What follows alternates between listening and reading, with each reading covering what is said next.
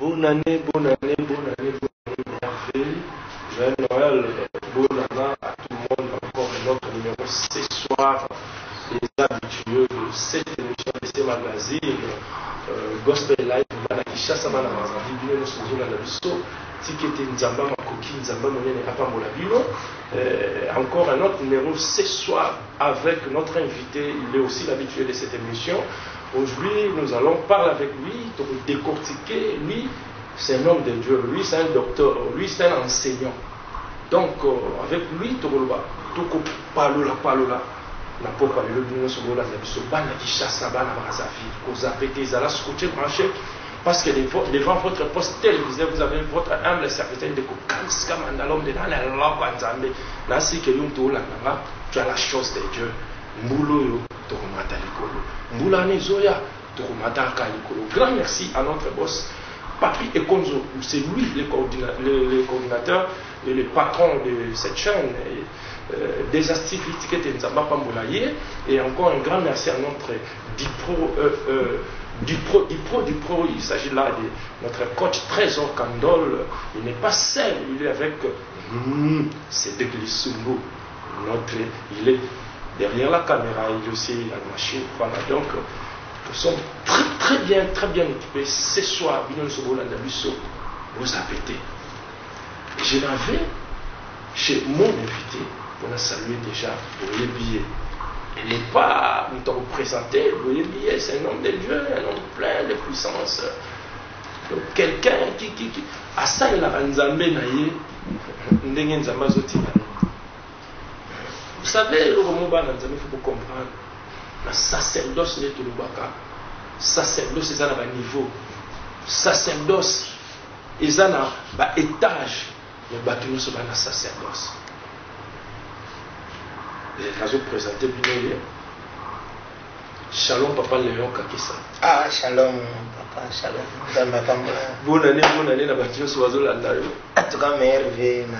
Les bottes en Zambie, la paisible, nous sommes en beauté. Et puis, faites malam, bonne année, toutes les bonnes choses. Je vous dis, en Zambie, déjà, vous avez merveille, déjà, merveille, on tombe membre dans Zambie, vous ça. Ils ont déjà pu barrer Banzela, nous sommes à Mabé, Banzela, nous sommes à Satalenga, la vie, pour fêter ma baie. Mais le col a déjà yé, avec l'aide du Saint-Esprit, après sur bonne année, joyeux Yamba. Parce que c'est l'homme de Dieu. Aujourd'hui, nous avons un thème. Parce que nous sommes pour tout exploiter un thème, pour tout décortiquer un thème. Encore un autre thème, toujours avec l'homme. Lui aussi, c'est l'homme de la fidélité de Dieu et les promesses. Et la fidélité de Dieu et ses promesses. Amen. Voilà notre thème, la fidélité de Dieu et ses promesses. La lingala toko kende kaka. Kozala mbili nankolo. To mbili nankolo. La promesse de Dieu et ses promesses. Donc, kozala mbili nankolo ndeko ozabilaka. Amen. Eza bongo. Amen. Toyebi na Bible yana bato ebele bazalaka mbili na Yesu.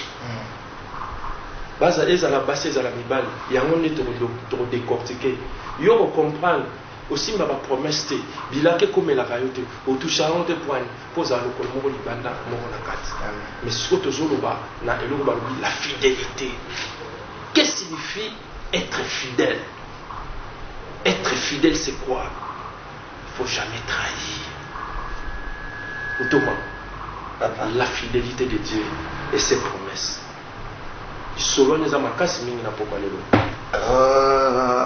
Papa, merci.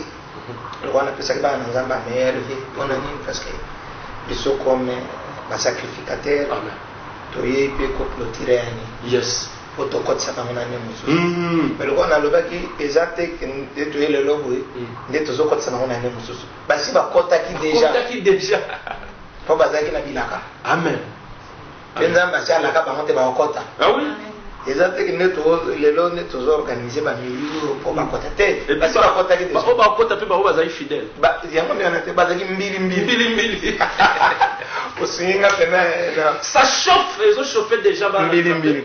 Pour nani papa tozui maman na likamo bien mutu ya otozo tunoto partager na libota na nzambe bala na biso.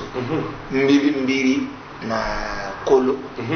Pe makokisi na ye. Amen. Makokisi na ye pona nini pe mbili pona nini. Yes. Bible zolo bana biso que Dieu est fidèle à sa parole.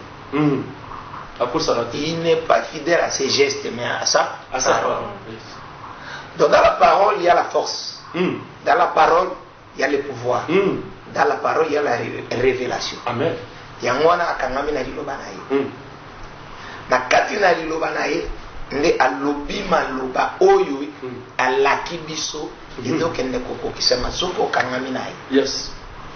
Nde yango tozwaki libaku ya kokabola na bana nzambe koyebisa bango ntina mboka na biso parce que mboka papa napelelaka ntango nyonso so na ye na etando eke na yo ozinga mpe yo ozwaka ngaka mbala moko napesi no mama mbote te napesi nano bana vraiment ya bana eloko bango tu bana eloko bana ya mboka ne nanga musika napesi nano bango te bon avant aussi te na napesa na mama mbote pour maman zo imbote te akokanela biso te na bana ndo sana mama Kams mama batika manda mama vraiment biso obatela papa bien bien à sepeli. Merci. Fidélité to taeli le na plateau yo zana mo déjà zamba kena bino musika et puis OK so na ngambu numéro 1 numéro 00 matricule on appelle mama Lidi Kake Sambote c'est la maman Lidi Nzamba Pambolo maman bana nyoso tu ya c'est JC et ba serviteur nyoso tu bana c'est JC c'est notre maison que Dieu bénisse Nzamba Pambolo bien mais surtout baza fidèle po atolo belalika mbili pe bilaka baza fidèle na mosana na nzambe bango pona bango 2019 bavana na bango déjà.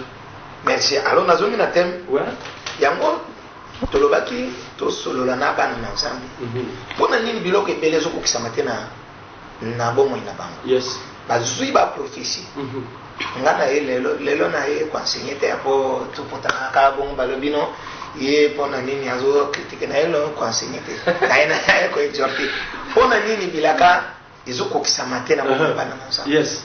Parce que baza mbili na nzambe te na français toza fidélité na lingala mbili donc bana mingi lelo libota na nzambe bala nanga malamu ebele bato baza koya na baeglise na biso ebele bazokila soki bayebisi ekila kozwa mosala kokila azokila mpona nini mpaka mpona mosala mais so bayebisi kila mpona évangile ndenge moko so bayebisi mwana nzambe kumisa nzambe na pe mapesi yo maloba eza na monoko te kumisa nzambe mpo apesi yo mosala molai nde toyokoteya nzambe toyokoteya nzambe toyokoteya fidélité na nzambe soki oza fidèle na nzambe wana bilaka na nzambe nyonso papa Kams ezokokisama na fidélité. Nzambe aza faible na fidélité mpona nini parce que sa fidélité est juste donc aza juste. Ntoma, est-ce que fidélité eza ponctualité? Parce que mutu mosusu akoloba mais comment ntoma azoba nga nazalaka fidélité nga chaque jour nazalaka wana na église? Fidélité eza ponctualité. Ponctualité c'est eza parmi ya matono nde eza kokokisa fidélité. Parmi les éléments. Maintenant na kati ya fidélité tokoloba neti nini po bato ntango so bakobunga place wana? Fidélité nasembola bien. Sembola bien. Tokoloba fidélité neti nini? Mbili na nini? Tokoloba fidélité mokolo yambaki Yesu comme mokonzi mpo mobikisi na yo apesaki yo message abi soko okangami na ngai nga mpe na okangama na yo abitika lisumu eloko alibusu soki Yesu azwi yo moto akozwa na ndenge akutelaki yo ntango azwa yo abandi kosokola abitika lisumu eza parmi ma fidélité na maloba na ye alobi tambola na ngai elongo pona nini bato mibale bakota mulanzela moko te soki bayokani te eza fidélité fidélité ezali pe makokisi oyo nzambe abengi yo na kati na mosala na nzambe ndakisa oza na kati na lingomba yo yaka eglise yarni nde wana na rejoindre eza pe fidélité osalaka mosala na nzambe est-ce que nakobanga ye est-ce que osalaka mosala na nzambe alobi non maudit soit celui qui fait l'œuvre de Dieu avec négligence fidélité pe na ba offrande na yo est-ce que ozaka fidèle ntoma tonyata nanu frère fidélité omoni to wana biloko misa il faut bana nzambe ba comprendre il faut toloba fidélité envers les serviteurs de Dieu to ton mentor fidélité envers ton église et fidèle envers ton Dieu biloko misa so pourquoi bolo bangana zaka fidèle na pasteur na biso nga zaka fidèle na nzambe nga zaka fidèle na église na biso mais finalement fidélité o bango bazo lobela wana et c'est ba yeli biso te ba yo loba na biso est-ce que biso to tonga mutu to bali so za fidèle na nzambe ndozwi mbanga na fidélité merci mimi papa ezana bitene misatu na bolo yali o biso to yeli lelo eza fidélité envers Dieu maintenant eza kobota nde ba oyo misusu po bible lobi na biso ke ndenge nini kolinga nzambe nazolinga moto ozali pembeni te problème ndango mususu azolinga nzambe me ndenge azotuka wana sulani yango alati bilamba loba banu basi sikwaza ndenge nini me azobalingi nzambe soki atamboli na balabala mopagano ya somo na ndenge akosakana te atoyaki matanga toboyi baconseiller na meli na mbongo na ngai soki akomi na église aza fidèle na nzambe comprendre l'église 17h à 17h vraiment yo avec la guitare 17h à comme ba misuku tu papa makambo France soto ke na fidélité ba 5000 na ba 10000 atie na poche ko to bimisaka ba 550 na ba numéro na tshela bango na ya fidèle église na rafa papa ya na moni il faut tozana pour ça na fait attends ko kima kibiso mais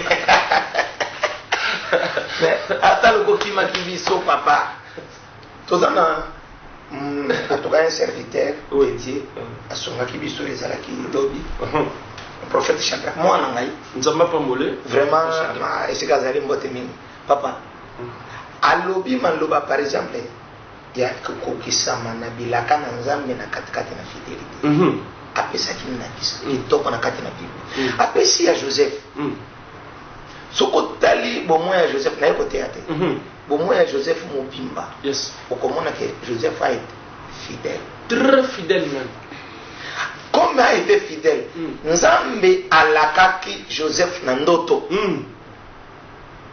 mais si kopo ekokisama il a fallu Joseph asala marché moko marché ezaki atambolaki na kobanga nzambe okomona ke tango akendeki pa mwasi akomaki pa Potifar ategalaki jamais bakosele likambo bazuye na mikolo bakatoleka kadi bazuye na mbongo na ngona somba ketch ye mwasi ya boss pona nini azalaki na bilaka mais il a été fidèle envers son Dieu. Amen. Parce que nzambe alakaka ye tango azotala bilaka nzambe azomona oyo ezoyabite oyo na bilaka ekokani te akanga makana bilaka nzambe oh bilaka eza mbongo ebele bilaka eza vie oh bilaka eyaka te papa omoni eloko babi d'abord bilaka ça veut dire quoi kolaka kolaka ça veut dire quoi oyo ekoya elaka c'est-à-dire eza makambo eza lelo te oyo ekoya lobi mokolo ya sango ouais nde mona balaki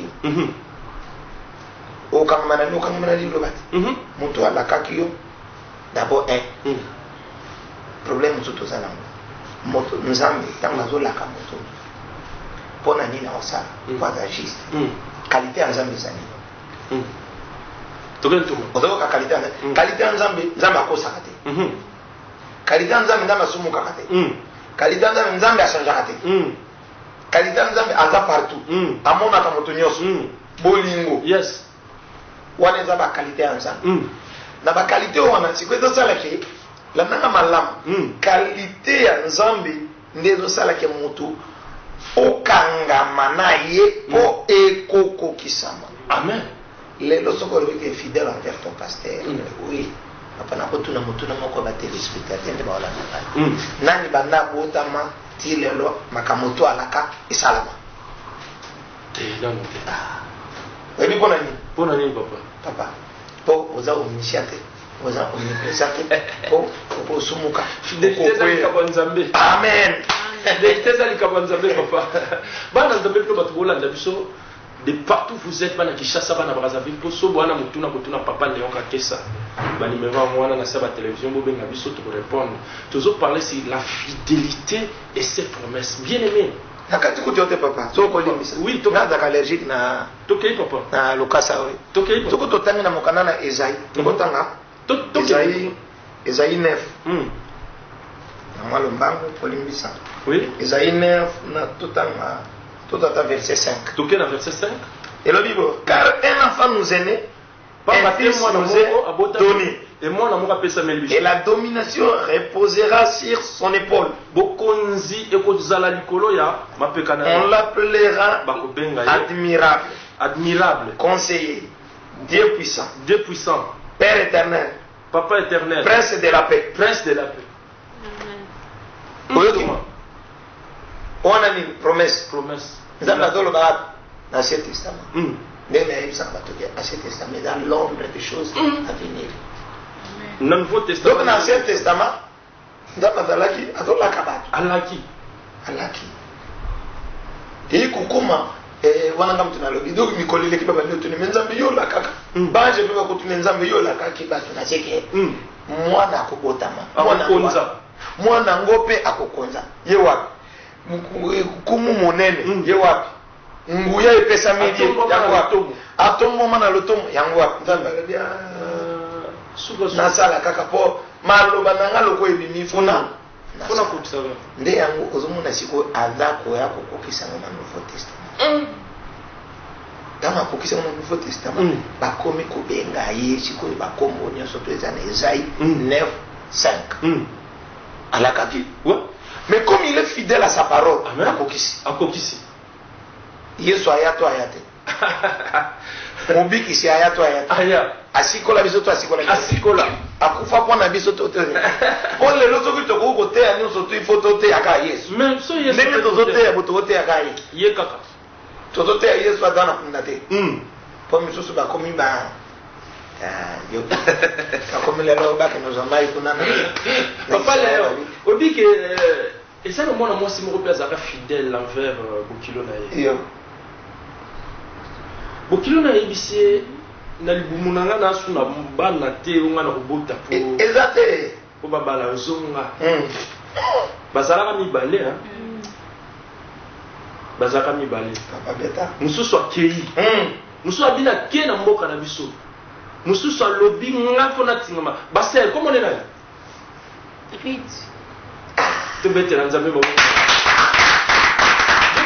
Amen. Est-ce qu'on peut se comporter comme la vérité? Parce que tu parlais de la fidélité. Tu dois être fidèle. Rita Lobi, ayebisi Bokilo na Naomi. Abi na la na pona di Naomi na hote.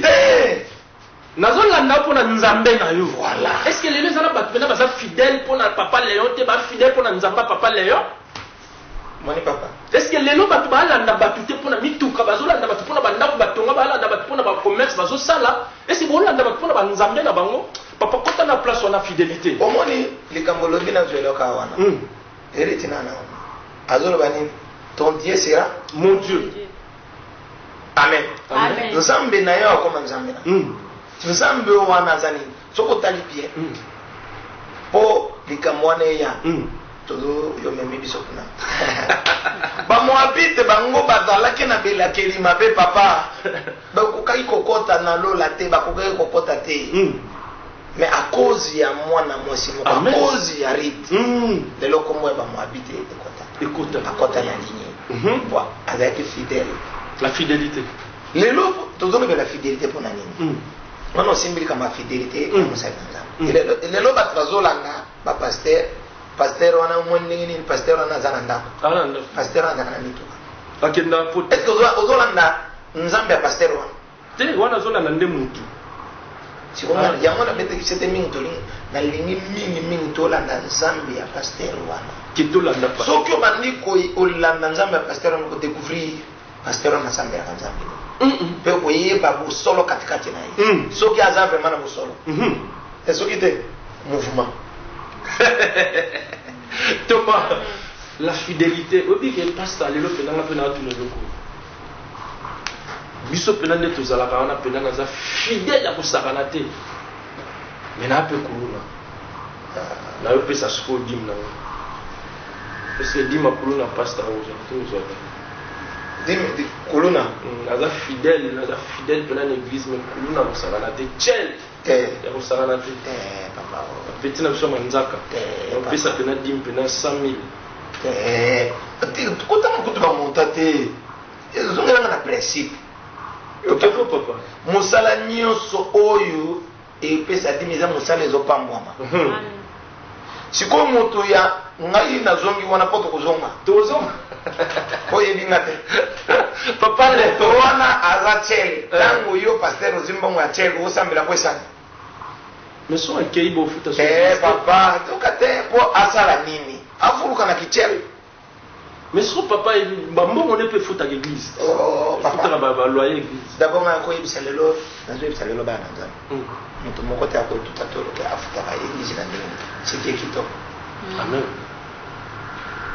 Effort nini ngana sala pona yeba. Ou bien sala po yeba.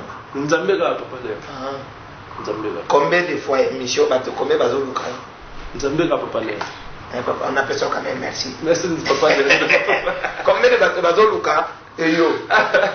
Papa Léo. Donc, nous avons bien yépi. Papa, au monde de tous les personnes, et ça n'a pas de souci. On a peut-être en 2019 en avril. Le maître des rencontres. Asa. Et nous avons qui sens. Amen. Bah, Nzambe, la fidélité. Maintenant, tous autres maintenant, parce que tout le bâti. La fidélité et ses promesses. Vous allez comprendre que nous sommes fidèles. Nous sommes kangami na Nzambe. Nous sommes kangami na mentor na ye. Nous sommes kangami na l'homme de Dieu. Na mbili na kubanga ka Nzambe. Est-ce que souka na wewe kozalani?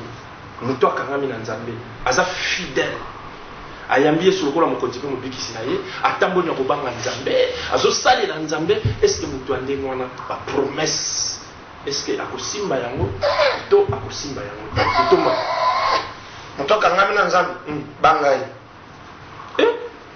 bapatika bangai mana oza ko ozo tumulanga ba promesse ya mutoka ngami na Nzambe papa epola kate promesse epola kate toke papa yo moto kangami na ozola alipanda ozana bilaka amen ozana musara ozana bilaka oyaka eglise makolo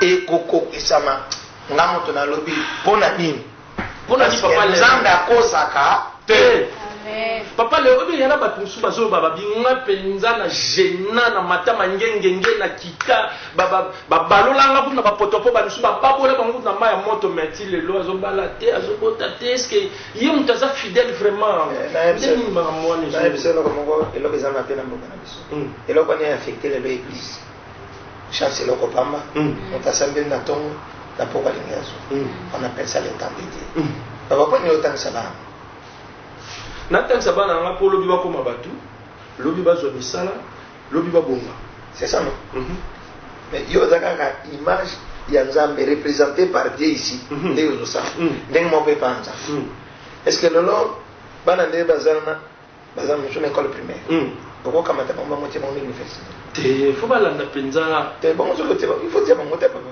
si c'est yo zwaka bango lobi te oza na besoin bayeba bakolinga te papa est-ce nani na biso na ministère ya enseignement na biso bakolinga te fo bazala nana azazwi certificat azaka licencié mbala moko te bongo te papa ozo mona mwana ya 10 ans licencié mais siko yo lingi kaka lelo ogene lobi olani na mabele ale na pourquoi ozwi c'est parce que balobi na gêné déjà une semaine donc nous avons les gens ça la raté. Écoutez, je vais vous dire une chose.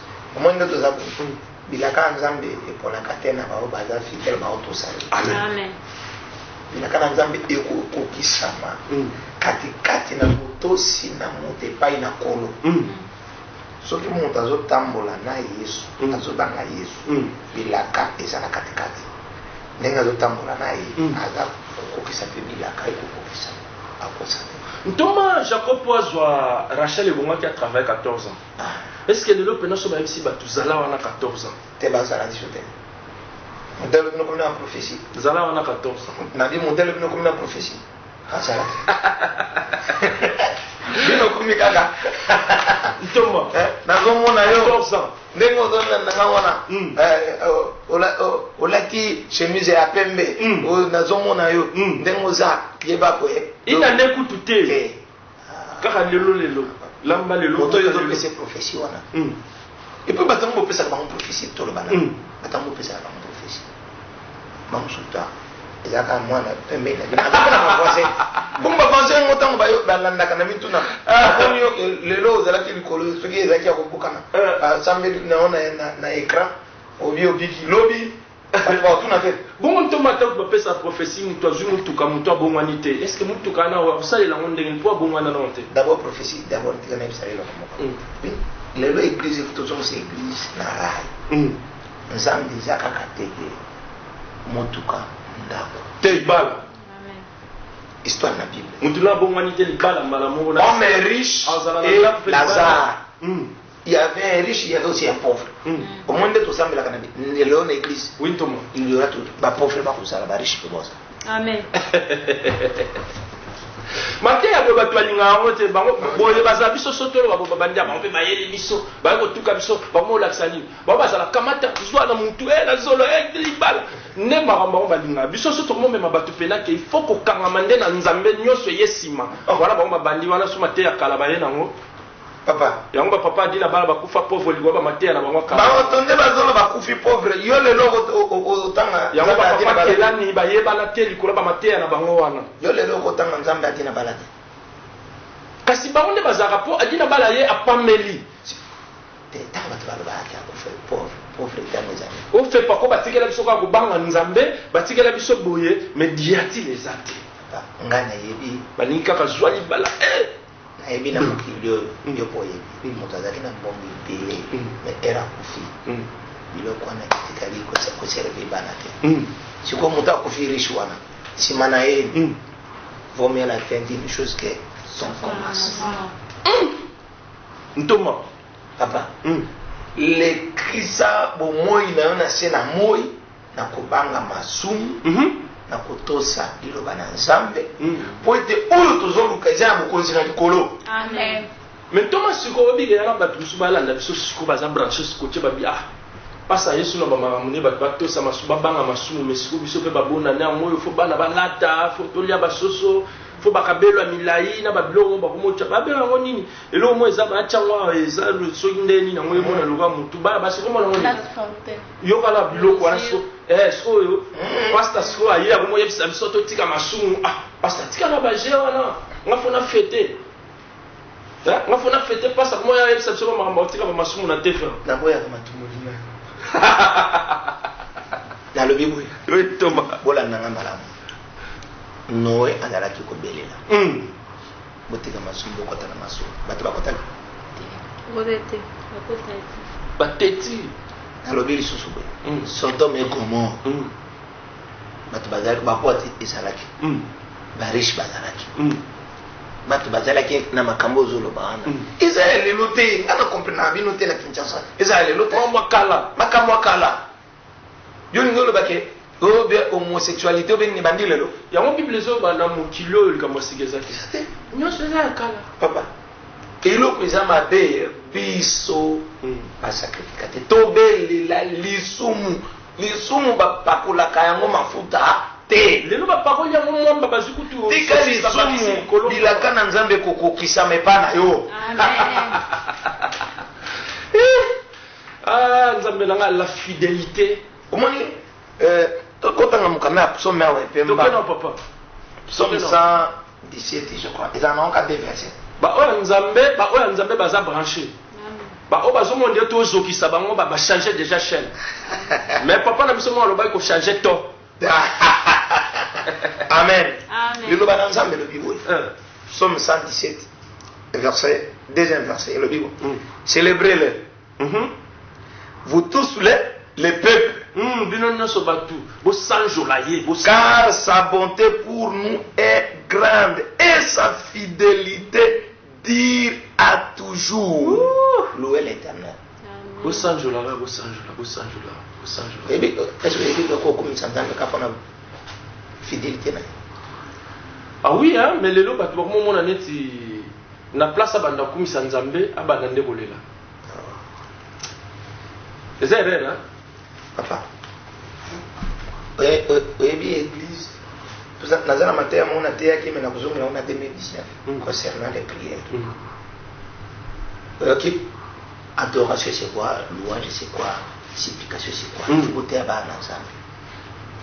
Enseignement, ils font en église. Église à Congo, écoufi. Les loba en Zambie. Bato bazoya les soubazans la connaissance en Zambie. Net na tant de commis pénal. Oh, tant de la mention célébrer-les. Louez-les. Adorons-les. Avec les tambours. Papa, tu commis.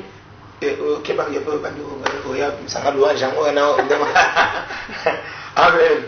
Problème de dans le lot. Oui, papa. Église tous nous c'est bon là. Bilo qu'on a tous dans la Bible. Mais tu es pas qui au continent Zambie et comme il peut. Amen. Bilo que tout est au sala. Bilo qu'on a au calme pas tu es pas qui. On zambala kabiso ke. Biso tozali basi ya mobali na biso akoya. Ala kibiso. Papa ekoko kisama. Merci Ekoko Kisama, Suke Ekoko Kisama, la fidélité et ses promesses. La fidélité de Dieu, la fidélité et ses promesses. Ah, et ça tellement nene et capital. Yonde mututam sozomi ozo punza ozo comprendre que sont fidèles kana Nzambe, la promesse est ça. Zalaka fidèle. Donc, et on va se nous avons commencé à l'immunité. Zalaka fidèle. Si on est fidèle, il y a des promesses. Oh, nous sommes là naka. Tant que nous sommes fréquence la promesse ni. Il nous a promis des bonnes choses. Bible lobby, je vous ai créé pour des bons projets. Amen. Quels sont les projets? Ma mariage, les abilaka, on roule la cabiso. Qu'on vivre bien, qu'on roule carrosse. C'est-à-dire qu'on a mis ce salaire à Bisso. Tu n'as la Bible est bien. La Bible est bien. Matabis. Mais, Matabis va pas s'en sortir. Bon, Bisso, comme Matabis, tu as le bien, il a dit, tant que vous êtes en bon ensemble, tant que vous êtes en bon ensemble, quand tu es fidèle à la parole de Dieu. Ah, il y a un moment. Il y a un moment. Il y a un moment, papa. Papa, oui, que banana Nzambe, matin, tu as un Nzambe Nangaï, il y a fait ça. Matin, tu n'as préparé 2019. Tu n'as rien. Nini, papa Léon. 7e temps, 7e jour. Le repos. Le 7-7. Le repos. Il faut pas penser à Nzambe na repos. 7 jours, 7e temps, donc le 7-7. Ah, il y a un chiffre 7. Le chiffre 7, maman. Le repos. Papa Kams, il faut ça Nzambe na repos. Ntomo. Na repos. Ça doit te forcer tout le makambo ya na. Azoya kana pété moko. Comment ni? Ouais. Ce qui est bani kwa na pété, papa. Mulimo busa tabani busa. Amen. Vous en avez besoin ça va démonstration te. Zouaboué, qui a été. Parce que vous avez dit que ça a été. On a jidoté. Oui, mais nous avons dit que étambe qui na otana comme ça désolé ka. Pesa ngai. Mais si on t'a dit que tu as lobby mon pasteur à la onction. On t'a dit que ça a été. Alléluia, tu es bien te bikam salamité. Bah tu vas parler la langue, bah tu vas bikité. Oh papa. Lobby non kenanga te. Balanda isupona lipa. Nambisi. Bakutsuka asuka kina kombe tangu me komi babandi okanga Yesu Yesu abandi komata na ngomba ya souffrance combien bananda ki apatika problème eza yango wana te ebele bala na Yesu pona lipa na vino évangile wana lelo eza na boye na boye yaka to sala boye puis lelo pesa na l'église comment pena ki boya to melati après kilt ntoma yamoni oya ki yomo kote na moni vraiment avant au conclure parce que tant la chose qui n'était fait ça mon ozana mingi ya koloba to est rapidement comme ça pour na minute to kwa mosebiso bino banda Nzambe partout tozana milule bandaki banda le 25 décembre oui milulu wana eza intitulé ou bien maman a dit que la fidélité de Dieu et ses promesses. Donc, pendant que le premier jour, l'homme de Dieu, un prophète Noé, à l'esprit à Pambolaye, mon ami Balebo Motozalaki na pasteur Samuel. Papa Samuel qui était pour GB, mon a Philadelphie, qui toque Makasi. Après, journée à lobby, tout allait qui na les fils de la maison. Les fils de la maison. Les veillards. Mpaka. Pasteur Shadrach. Il est vraiment à côté de cette mission. Les hommes akamba kibiso na dimanche mususu Papa Blaise yebe na Philadelphie. Papa Blaise nzamba pambu et en tout cas place aux ali Papa Blaise ya moi mais nous les ont continué tout aussi ça on a veillé les 31 au premier mais na ngina invité bana nzambe lobby samedi na dimanche le lobby culte na dimanche lobby na poko to na musali na nzambe pasteur Toto Kalemo. Papa Toto Kalemo. Ya Mbeke za na mai. Ya groupe ya Voisilon. Mbeke za na mai. Dimanche. Tunani. Nini papa? Papa tozwi mikolo balabi za na mepa naye. Nini wa? Ha masakuli ze pa naye. Ngolu ze pa naye. Nani? Prophète Michel. Papa yangu. Mwana Sid. Out Afrique du Sud. Oh! Voilà, l'anglais, bimana, si vous comprenez l'anglais, donc interprète aux alarmes. Yeah, tout ça, c'est la bilaka. Bilaka. Alobi, papa, na ye, na doba na service wana na bilaka. Dimanche, na osala. Donc, dimanche, ça va inda là. Vous en avez à partir de 9h, 12h, nous avons un prophète Michel à quand même un au côté de adresse, papa, baoya place. Tous allez place à Kobun des Athées, nous avons un quartier Kimang, 4e rue, numéro 4. Bato bazana commune à Kinshasa, bato bazana commune à Kasavu, bato bazana commune à Barumo. Aujourd'hui, Kaka Victoire, force qui était on a force Kasavu. Otali au côté Kimbang, au côté Kaka, tu n'es 4e rue. L'église Motabou aussi. On est comme il ici va Bethesda. Ici va Bethesda. Encore mon moto solara, mai pour la batu sous zalaka délivrance pour la batu sous zalaka. Papa Zaki arme. Yango to bengi place sur la liste bana Bethesda. Alors veille le 31 to suki sananga moko. Apa mola bana nzambe. Amen. Nalingi boya ko swali. Tala. La zone Sabino la bénédiction du Père. Ndé vous allez 31. Yo ke wa vraiment très bien habillé, donc invité pas pour représenter Bissot. On va faire ça comme l'église au Salamusani. Protocole. Ah, nous avons pas mbola. Protocole à pasteur. Toujours balikambo ya mbili la fidélité. Donc baza pembe na ntoma déjà faut fidèle, faut à la fidèle. Protocole sexe à l'anzama pambolbo, sœur Abisso. Sœur exaucé. Dieu ça va dans l'église. Ça l'appelle protocole. Nzama pambolbo. Très bien habillé, c'est que le pena. Donc moi na moni pena kuna protocole et puis au senti pena que protocole à solo. Mais mention spéciale na mon sali na nkolo. Frère Jani. Na moni so ya na kuna kombo ya. C'est que tu as la caméra, pesa ta maman meilleur vue na balmisa. Na pesi meilleur vue na ngai na famille Tenda, na pesi meilleur vue na ngai na frère Jani. Malène. Pour ça va l'église. Lazare protocole. OK, protocole. Ya meilleur vue na batmi balé tozonga. Na pesi meilleur vue na l'église Mobimba épouse de Jésus-Christ, na pesi pe Mokambi Jani, ma meilleure vue. Maman meilleur vue na batmi balé tomisa.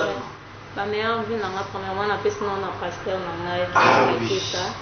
Na pesi na famille na nga mobimba puis bana nyonso ya CJC na pesi bango ba meilleure vie. Tout ça peut na Lumbe. Comment ça se frère Kevin. Frère Kevin t'as la caméra pesa. Je te aussi l'ensemble na protocole. Ah franchement naza flatté hein ya Kevin. Yo tu ya musara na tête ya musamba fêter. Déjà. Voilà, mais avec les na papa na biso mobate lipate Léon. Et deuxièmement na pesi mais avec na groupe d'adoration na biso. Yes. Et les na frère Benjamin azali président. Et après na pesi mokambi na biso ya protocole le frère Zanimbote. Na bana nyose CJC na Mbote. Ba jeune na boye pena ça na protocole. Bajatana na bogara bo mona ta mususu boye wana na bashonete vendredi boya toki na makaka tukutikana mais j'ai na boya protocole bo mi metira na maboko ba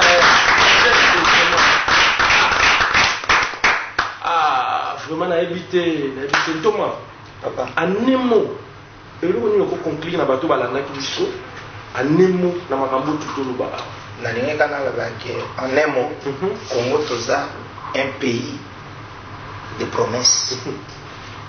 Nyonso tu mona nyonso ya Congo nyonso tambola iba kozana bilaka na belele oza Israël bana Israël place nyonso tu bazali kotambola bazali ko garder bilaka onzamba alobaka na bango til lope baza bilaka wana ba continue ka toujours kobatela yango nozomona nzambe asalelaka bango mpo nini batalaka kotambola toujours Kongo mboka na biso eza politique te eza moto akosha droite te eloko ekobikisa Kongo eza kaka nzambe yo moto ozolanda ngai kangama na nzambe nzambe aza na mboka na biso bolingo eza katikati na biso soki okangami na nzambe yeba ekozala desite eloko ya moto na kangama na nzambe bien aimé kangama na nzambe po bilaka nyonso wana eza pona yo vraiment merci mingi na bino nyonso bolanda ki biso bana Kinshasa bana Brazzaville pe bana nzinga to yambaki pasteur Léon Kakesa c'est lui le visionnaire il y a église et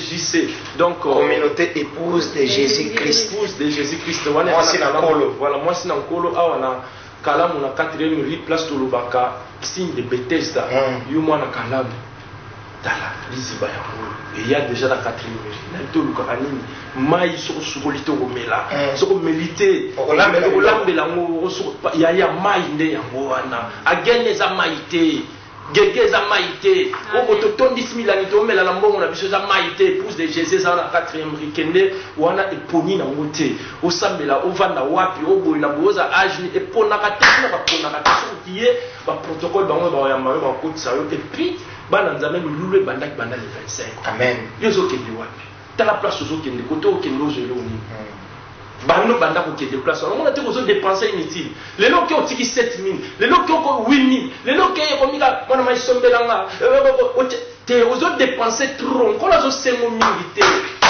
ko la zo sengo fidélité kaka mais na nebité to lo basuni bana kalamu piscine de Bethesda clôture kozanga le 31 décembre tous à la wana yaka mitoko déjà parce que ntoma kozala wana de place au pambola bana na nzambe amen obosa na te banvelo ba action de grâce bazala fidèle na ba action de grâce wana kutu nazolo ba yara ntoma mutalobi te boya ba ntoma nga nazolo ba ponga pe yanga pe enveloppe action de grâce ezanga kate na ba veya ndenge wana amen action de grâce pour la battelio banda le 1er janvier ti to comme le 31 décembre.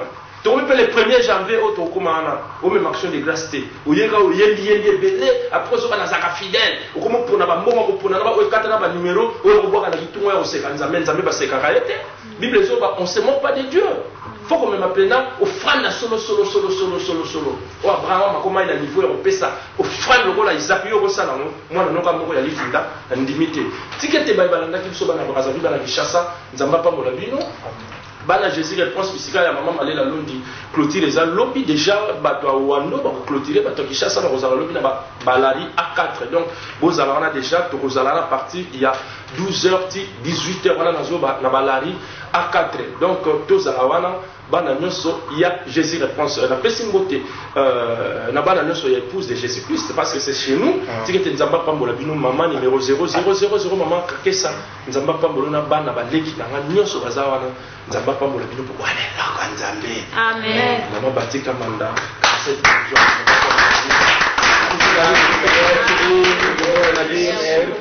merci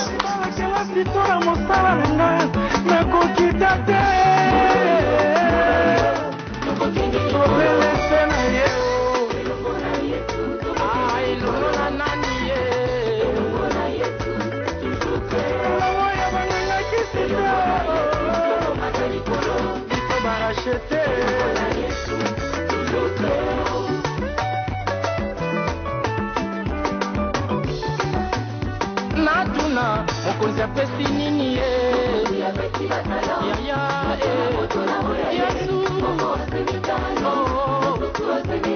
Yesu